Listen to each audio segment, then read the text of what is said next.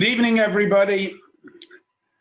And I am sure that everybody is still basking in the tremendous euphoria of last night's Kinus Hashluchim 5781 2020. And what a splendid, superb Kinus it was. A very, very different Kinus.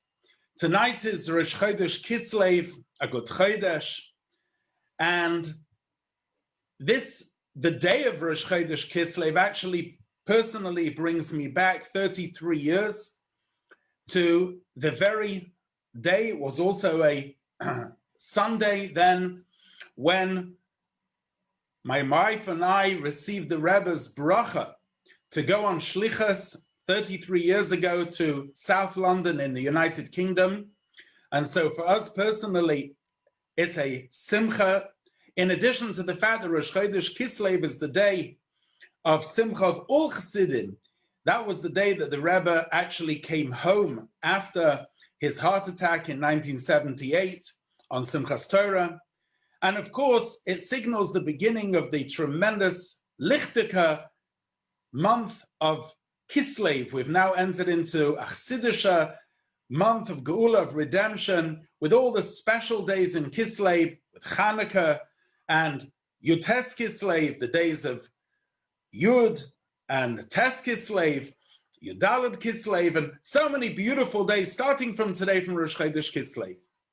But as I mentioned, we are all in the tremendous uplifted mood of last night's Kinus, which, if I may extend a huge Yasher Koyach to all the organizers of the Kinus, Ubereshim, Rav Moshe Kotlarsky, Zola Zayin Gesund, and all of those, the VAD, the board that was involved in it, especially the speakers. What a moving presentation about Rabbi Mendel Cohen and about Rabbi Binyamin Wolf, Zichrenu Levrach in Hanover, and a beautiful presentation from our very own Rabbi Mendel Kalmanson here in London in the United Kingdom. So in continuity from our previous classes about the Kabbalah of the Parshas HaShavua, I felt that it was only right to speak this evening about the Kabbalah of the Kinus. In other words, we all know that there's a Kinus Hashluchim, 5,000 Chabad Shluchim who span the entire globe got together last night, albeit in a very, very different Kinus. If I cast my mind back, I think in the last 33 years, I think I've been every single year to New York for the Kinus. I think once I missed, but otherwise I was there for every single Kinus. And it's a moment of gathering, of uplifting, of Ish Esreyeu Yazoru, each one helping the other, Ul'achiv Yom HaChazak, 4 days of solid inspiration and Farbrengen. And this year, due to COVID-19, the whole thing was on Zoom. And so consequently, for 4 days, you had tremendous inspiration going on around the world. On Motzei Shabbos, there was a 20-hour long Farbrengen starting in Melbourne, Australia, and finishing in Alaska. And of course, the highlight was the banquet, which was also virtual in that sense, which took place last night. And so, basking in the radiance of that tremendous experience, I want to share with everybody this evening the Kabbalah of the Kinus, the inner dimension of the Kinus. What exactly is happening spiritually, if you want, in the higher realms when a Kinus takes place? In order to do that, I'd like to learn with everybody, to begin with, a Perek in Tanya, a chapter in Tanya. Not an easy Perek, not an easy chapter to learn, but nevertheless, I think that this chapter really summarizes what's going on when we have a Kinus. It is in Igeres HaKodesh, and it's chapter 31. And if you have a Tanya, you can later on look at this particular chapter and study it, and you'll see in Osius, in letters, what I'm about to describe to you. The Alter Rebbe starts off by saying, Noida b'sha'arim. It's known. Mashakosa b'tikunim, what is written in the Tikunei Zohar. Dishchinta ihi mara begalusa kavayochel. That the Shekhinah, the divine presence, is suffering in the exile.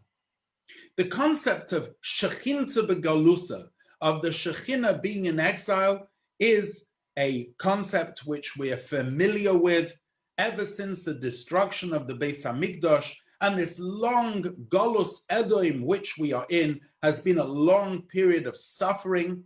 And of course, that Hey of the Yud Kei Vav Kei represents the Shekhinah.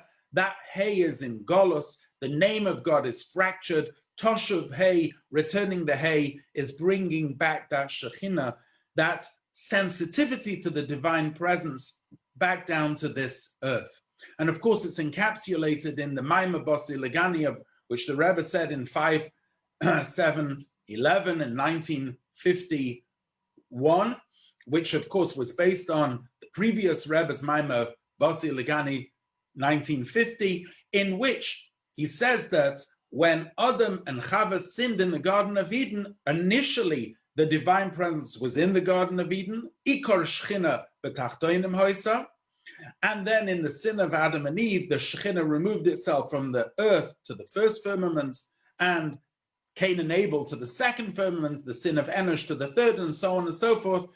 And successive generations managed to desensitize the world, so much so that the Shekhinah had departed to the seventh firmament, and it was with the Avodah of Avram Avinu that Avram Avinu brought the Shekhinah back from the seventh to the sixth, Yitzchak from the sixth to the fifth, and Moshe Rabbeinu, who was the seventh, Chol Hashvin Chavivin, and all the sevens are very precious, he brought the Shekhinah back to the earth when he built the Mishkan, the tabernacle in the desert.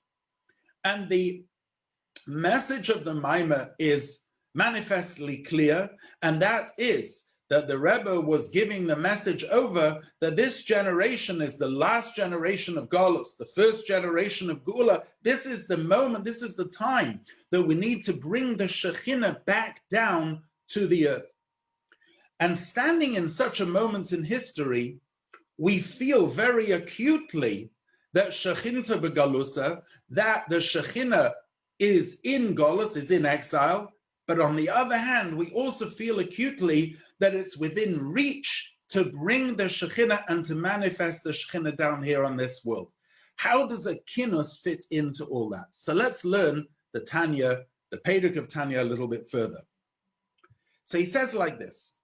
Let's take a moshel, let's take a parable of Choili Haguf, of sickness. That you have a heart, and the heart pumps blood to all the various limbs of the body. When is a person healthy? That's when the heart is pumping properly and the blood goes through to all the limbs properly. But if chas v'chalila, there is a blockage in any one of the limbs, arteries, or veins, that can cause a very, very serious sickness to the body. Says the Alter Rebbe that the Shekhinah is compared to the heart, and the Neshamas Yisrael, the souls of Israel, are compared to Eivorim, to the limbs of the Shekhinah. And consequently, when all the limbs are together, functioning properly, then the blood from the heart, which is the chayas, the life energy which flows to the world, goes through the limbs properly. The Alter Rebbe says a very fascinating Kabbalistic idea over here, and it is the following: that life energy comes down to the world first through the souls, through the neshamas, and then to the world. Like we say in the bracha, Elokeinu melech ha'olam. First Elokeinu, through our souls, our God, and then melech ha'olam, and then the king of the world. What's that based on? That's based on a midrash in Rus Rabbah, a midrash on Rus. It says there in the Midrash that before Hashem created the world, b'mi nimlach, with whom did he confer? B'nishmeiseyem shel tzadikim, with the souls of tzadikim. Fascinating. This means that if you want, God conferred with the souls whether he should create the world. And he looked at in England we have what's called the weather forecast. Not that you can always rely on it, because the weather changes very quickly in England. But he had to look at if you want, the soul forecast. What's going to happen with these souls as they would come down to this world? And of course, as he's conferring with them up there, they are tzaddikim. They are righteous. They haven't yet descended to this world.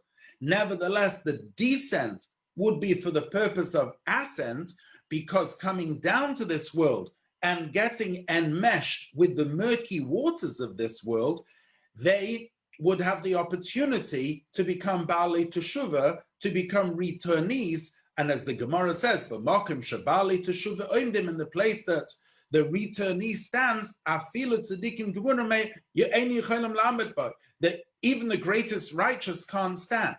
So in other words, God conferred with them as to whether he should create the world, because it involved a descent, but for the purpose of ascent.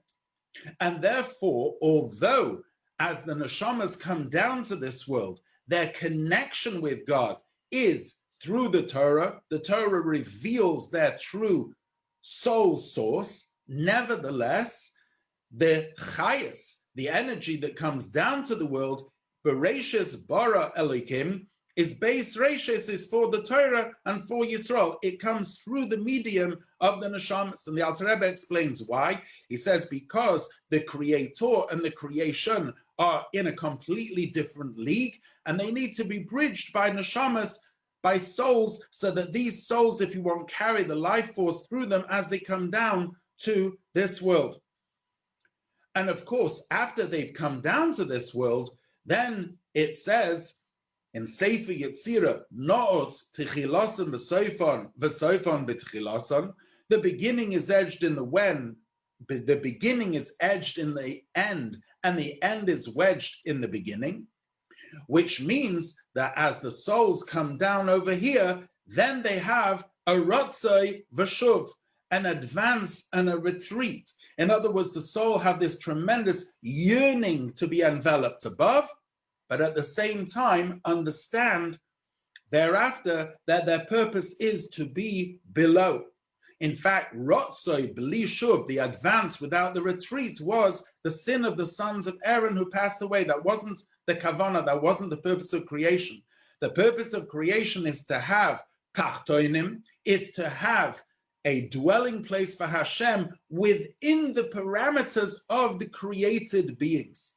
And consequently, it was necessary for souls to come down into a world, and this world would conceal and would opaque the divine presence, and through the transformation of darkness to light and bitterness into sweet, through the avodah, the service of a soul down here within Torah and mitzvahs, which Torah and mitzvahs is neir mitzvah b'Torah or, a candle which gives out luminance. It would illuminate the spiritual darkness of this world, creating an abode for Hashem here in this world.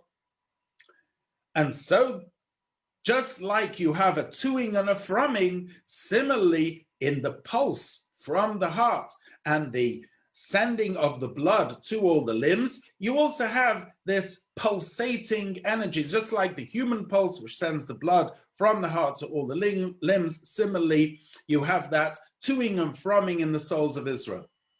And just like if, God forbid, there is a blockage in any of the limbs that can cause a serious sickness to the body, says the Alter Rebbe, that when all the souls, when all the limbs act in unison and they are together and they realize they're part of one body, in other words, there is Ahavas Yisrael, there's the love of the fellow Jew, and there is Achdus Yisrael, and there's the unity of them all. So then you have a healthy body, and the blood, which is pumped by the heart, which is the Shekhinah, goes through all the various limbs, the souls, and they're united. And that creates a healthy organism, which in fact is the extraction of the Shekhinah from Golus. However, unfortunately, Ba'avoin sinas chinam it was, as the Alter Rebbe has quoted by the Gemara, the sin of baseless hatred that caused the destruction of the temple, and that was the reason for the Shekhinah going into Golus. And this is how the Alter Rebbe finishes the Perek of Tanya, Perek Lamed Aleph, in Igeres HaKodesh. Now, in the light of that chapter of Tanya, let's have a look, therefore, at what an effect a Kinus has on the world. First of all, it says a Kinus of tzaddikim, a Kinus of the righteous, is hanoah lohem, it's beneficial to them, v'hanoah la'olam, and is beneficial to the world. In the most simple of terms, the international Kinus of Hashluchim is beneficial to them, people who are in the furthest, far-flung corners of the world, who are far away from major Jewish communities, who have tremendous self-sacrifice to educate their children, to live a Jewish life to the full, and not only themselves, but spreading it out also to others, teaching, inspiring, providing. They also need a moment where they come back and it reinvigorates and rejuvenate. That's the moment of the Kinus. So it's hanoah lahem, it's beneficial to them. And it's beneficial that when they come back to their place of shlichus, they can give and share even more. That's how it is on a revealed plane. Let's have a look now, the Kabbalah of the Kinus.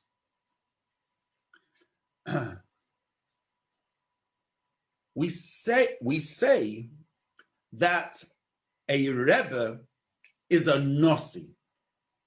What does the word Nossi mean? So it's written in Kilas Yankov, a Sefer of Kabbalah, that Nossi is the Rosh Tevis Nitzutz Shel Yaakov Avinu. A Nossi is a spark of the soul of Jacob. Now, in Kabbalah, it's written that Adam Harishon was a soul that contained all other souls. And Yaakov Avinu was an extension of that, in the sense that Yaakov Avinu contained within him Shivim Nefesh, 70 souls, but in general, all the souls of Israel. And although you have Nesiim of each Shevet, of each tribe, nevertheless, the Nossi Hador, this is the soul which contains the essence of all the other souls. It's what's called the Yechida, the quintessence of the soul of the generation. And that is also called the Mashiach Shabador, the Mashiach of the generation, in the sense that that is the very essence of godliness in that generation, in the sense that that soul has the power to affect and reveal the essence of the soul within each person in that generation. And if done completely, that will outwardly have the effect of Mashiach coming in a most revealed way. So, think of it this way. The Rebbe took the world and started sending to all various corners of the world shluchim. Shaluchai shel Adam kamoisai. The shliach of a person is a representative of themselves.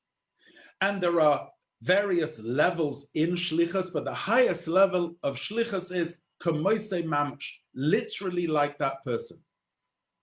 What does that person represent? What did the Rebbe represent? So there's a fascinating passage in Keser Shem Tov from the Baal Shem Tov. The Keser Shem Tov says that the tzaddik hador, the tzaddik of the generation, is a Baal Teshuvah. What does that mean? Explains the Baal Shem Tov, he is the Baal, the owner of teshuvah in that generation. In other words, in that generation, that tzaddik has the keys to unlock the spirituality of each Jew in that generation. In 1967, the Six-Day War, the Rebbe started a tefillin campaign, something which was so unusual at the time that we should go out to a soldier or in the streets and ask a person to lay tefillin. Who would have thought of such a thing? And yet today, it's not just accepted, but people line up to put tefillin on. That was the Nasi of the Dor, unlocking a certain, with his key, the lock to the spirituality of that generation. And so it is with all the Rebbe's campaigns. In other words, you need somebody who has the pathway, the sensitivity, the spirituality, the knowledge to do open soul surgery in a particular generation and reveal the Yechida in that generation. You could possibly call it a Yechida conductor. It allows the flow of Yechida in each individual in that generation. Now, in order to achieve that, the Rebbe appointed Hashluchim. So when a shliach goes out to a place, what is he doing there? Is he a rabbi, a communal activist, a teacher, a janitor, a cook, a baker? The answer is all of those things. And yet, that's not the essence of the shliach. The essence of the shliach is that the shliach takes his or her individual soul powers. So in other words, they are a separate, if you want, being, and yet, kamoise mamish, they use their individual soul powers to convey the Yechida, which was appointed, when they were appointed as a shliach, it was given over to them by the Mashaleach, by the one that's sending them. And it's extremely important for the shluchim to understand that although they may act as rabbonim, as rabbis and as dayanim, and as communal activists, and as mikveh builders, and who knows what else, what the shluchim do, educators, teachers, and so on and so forth, that's all an outer manifestation of the essence of what they are. The essence of what they are is the key that will open the spirituality, heart and soul of the Jews of that generation to reveal the Mashiach of each Jew in that generation. Let's have a look at this in the light of last week's parsha, Chaye Sora, and then we'll come to have a look at it in terms of this week's parsha, Parshas Toldos. In last week's parsha, the Torah tells us at great length how Avraham Avinu appointed the very first Shaliach Eliezer to find a wife for his son Yitzchak. And Yafa Sichos and Shalabdei Oves Miteros and Shalbanim. The Torah says that the discussion of the patriarch's servants was greater than the Torah of their children, in the sense that so much more lines, words, parashas were devoted to this discussion than many halachas, which we only have from a nuance or an inference. What was so important about the shlichus of Eliezer? Surely, what was important was the fact that a wife was got for Yitzchak and he married her. Why do we need to know how it was achieved? Kabbalistically, the marriage of Yitzchak and Rivka is called Yichud Ma und Ban. What does that mean? That means as follows. Yitzchak represents an oila tamima, a burnt sacrifice. He never left Israel. He was the height of spirituality. Rivka was a Shoshana ben HaChochim. She was a rose amongst the thorns. She needed extraction from where she was and raising up to marry Yitzchak, to be brought to Eretz Yisrael. So the whole extraction of Rivka and her being brought to Yitzchak Kabbalistically represents the extraction and release of spiritual sparks that are amongst the thorns and their elevation to the Holy Land. Who achieves that? A shaliach, Eliezer. Why through a shaliach?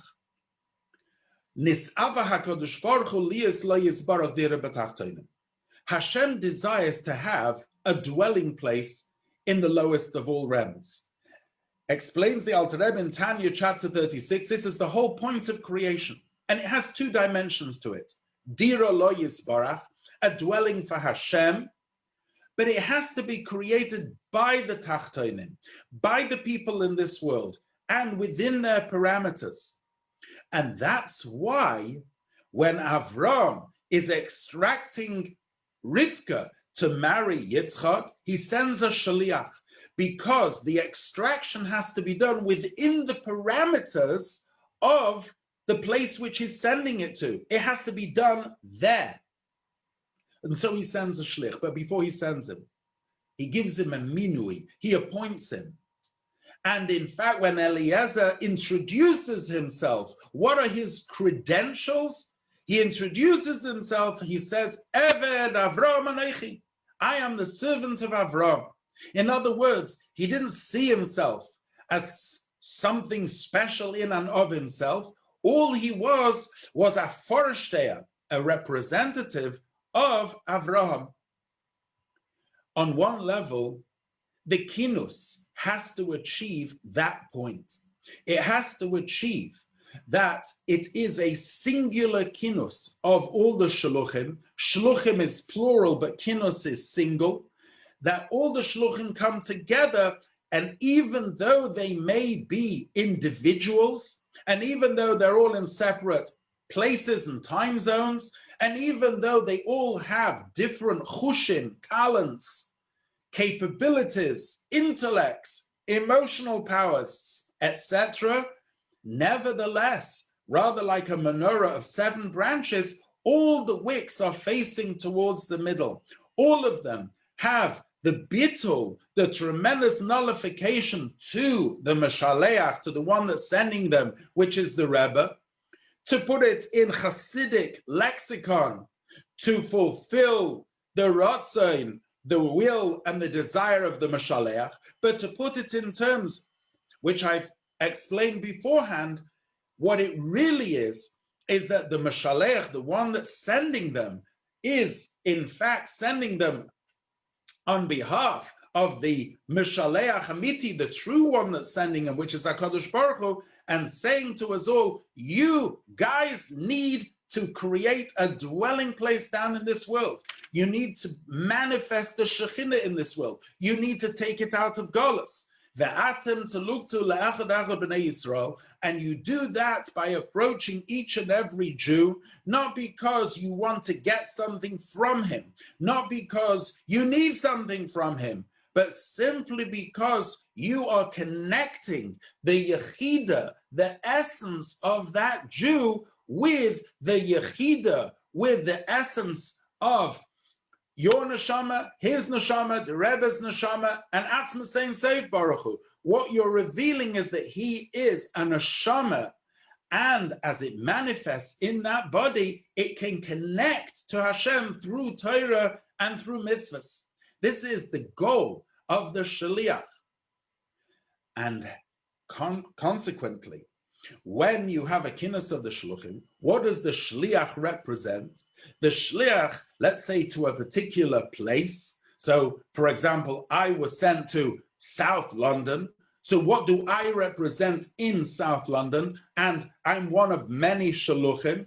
What I represent over here, and my responsibility and task over here, is to reach out to every single Jew in South London as far as possibly humanly possible, and perhaps beyond that, to reach into their soul and to say, you are a Jew, you have an neshama, you have a nair, you have a candle, and it needs to burn brightly. And it will burn brightly if it's connected with Torah and with mitzvahs. And this is our goal. And when we go and we fulfill our shlichus, then we are fulfilling the reason for which we've been sent out for. So as a representative of all the Jews in South London, I come to the Kinus, and I come with everybody else around the world. So in other words, what's happening is that all the Eivorim, all the limbs, if you want, are coming back to the heart, are coming back to the Shekhinah. And if they are together, as was manifest last night, that all the Hashluchim gathered together in a tremendous show of Achdus, of unity, what happens is that the blood flow between all the limbs is healthy.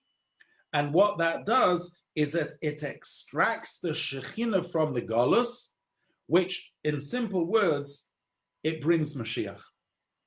And now we have the connection between Chaye Sarah and told us that in this week's parsha, it says, Ve'ela told us Yitzchak ben Avraham, that when Yitzchak married Rivka, they had children. Who were their offsprings? Yaakov and Esav, who are amurim beparsha. Yaakov and Esav, who are discussed in the parsha. What is fascinating about the beginning of this week's parsha is that Rivka is pregnant with twins. And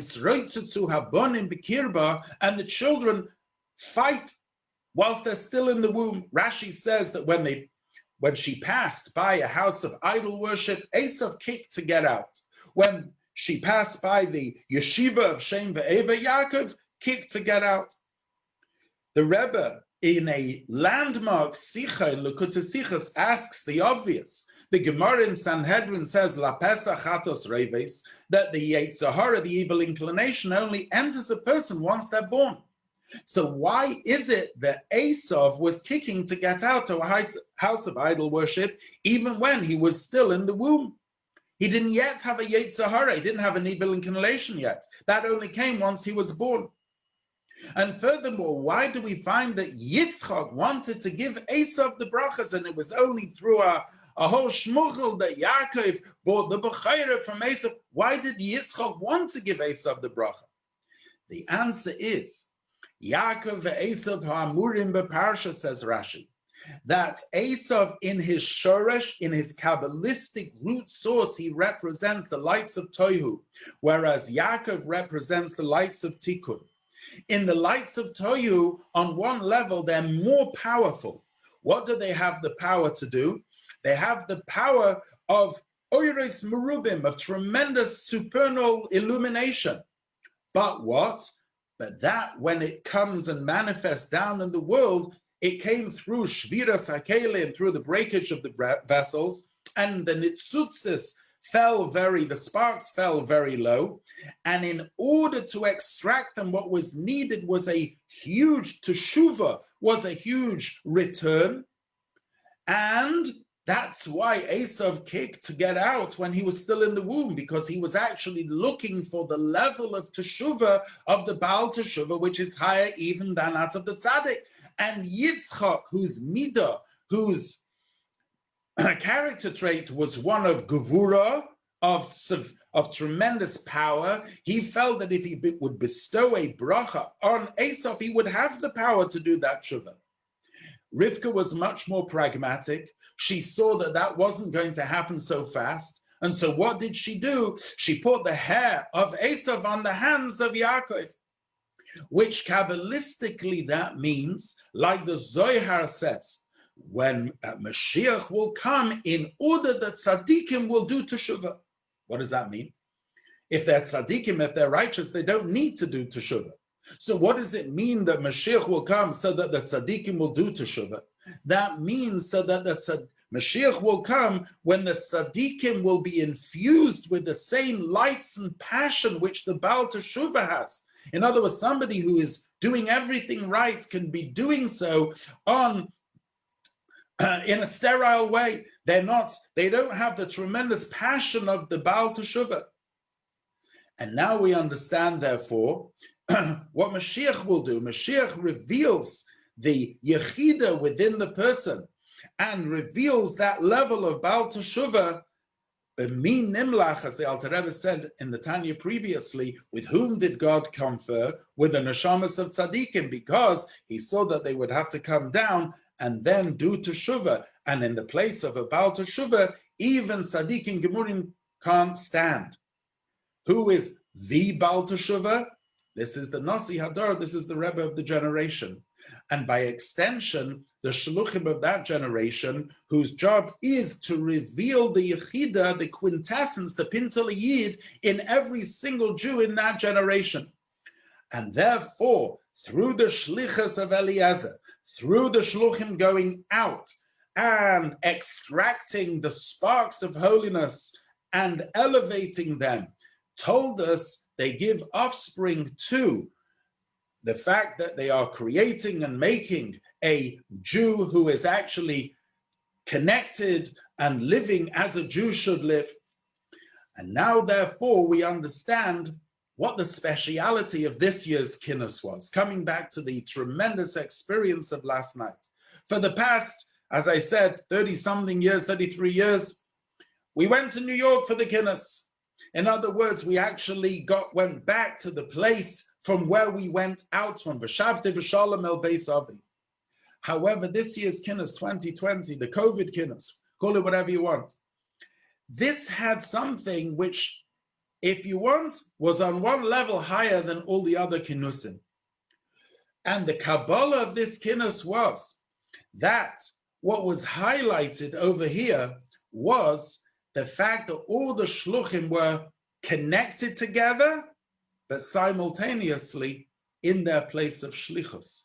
There was a fusion on one level, a worldwide fusion of the Shluchim, and many hundreds of thousands of people also watching, with the desire to fulfill the will of the Meshalech, the one that's sending him, a complete cognizance and understanding that our Shlichus is to reveal the Yechida, to reveal the Pintel Yid of each Jew, striking a match, igniting the flame within a Yid, which will reveal that they have a beautiful neshama within them, which is of Echad Lukulana, which, as the Alter Rebbe explains in Tanya chapter 32, each Yid's neshama is connected with all the other neshamas. We are a pool, a coalesced pool, if you want, of souls which all together represent the Shekhinah in the world.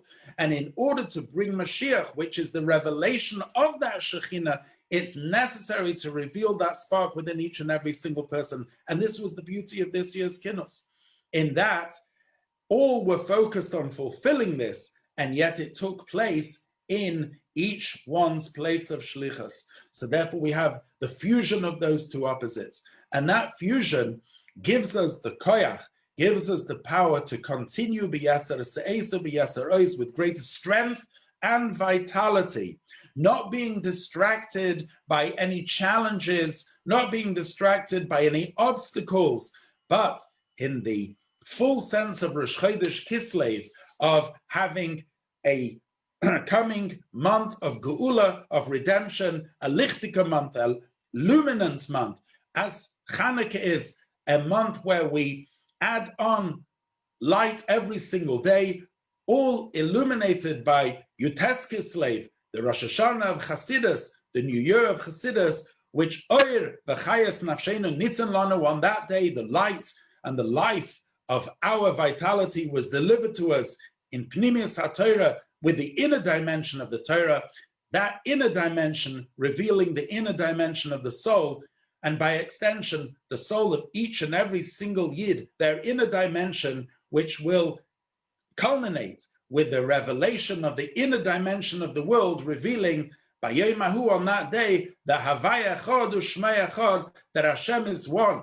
In the Beis HaMikdash, together with Mashiach, it should be B'Karev Mamash. Thank you very much. Thank you, Rabbi Dubov. We truly appreciate it. And to everyone watching, thank you so much for joining. Have a great evening.